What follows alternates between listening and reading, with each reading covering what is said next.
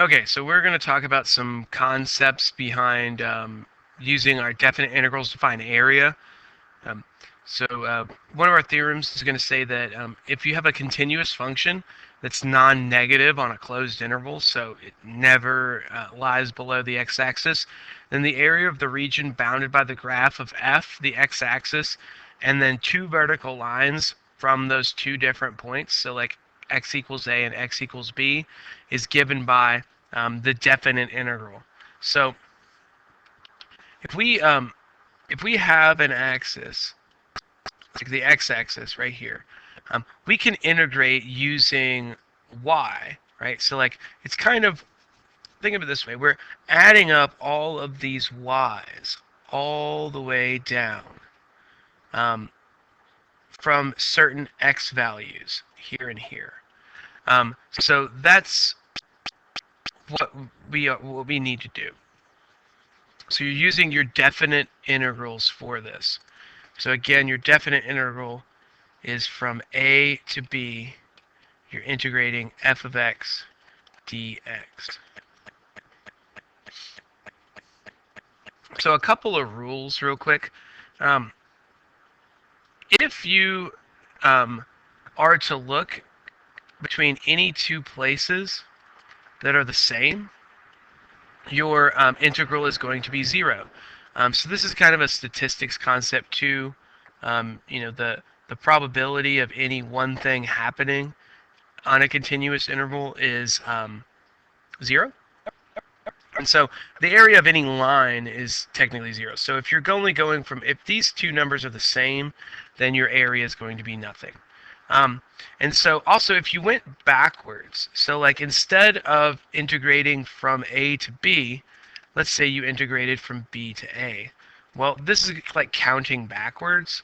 So it's kind of like subtraction. So they say that the integral from a to b, as opposed to the integral from b to a, or excuse me, sorry, I read that backwards, from a to b, of f of x dx, that is the opposite because we're counting in a different direction. Okay, so there's another theorem also that says that if f is integrable on the three closed intervals determined by a, b, and c, then the total area could be split up into those three parts. So it's saying that this whole area is equal to the first area plus the second area. That makes sense if everything is continuous and you can integrate them in that way. So this is a concept that they use quite a bit.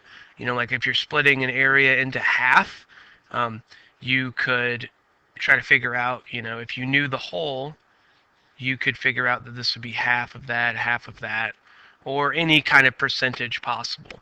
But you can add up the areas of places. Now, the last concept is kind of an important one, and that's what happens if you're trying to find area between a curve and the y-axis as opposed to the x. Well, this fundamentally changes. We're no longer counting in terms of x. Normally we use x as our variable, and dx comes with that because we're differentiating with respect to x.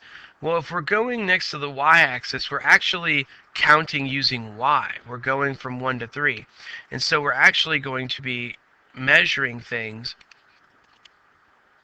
instead of measuring up in terms of y, this is x. We're measuring a distance in terms of x, and the width of these things, which we're respecting, the variable y, so we have to start using dy. Okay?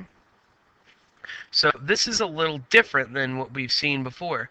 Now, most of our equations have y equals y equals something. Well, if we need to integrate using y, we need to have everything in terms of x equals, right? Because we're now measuring the x's going up as they move along, right? Because x is this direction. So if our little pieces are measuring in that direction, we need that to be the basis for our measurements. So like, for example, if we had y equals the square root of x minus 2, I want to solve for x. I'm going to get square both sides. I get y squared equals x minus 2, and you get y squared minus 2 equals x. Oops. Or plus 2, sorry. So this is what you would use now to integrate.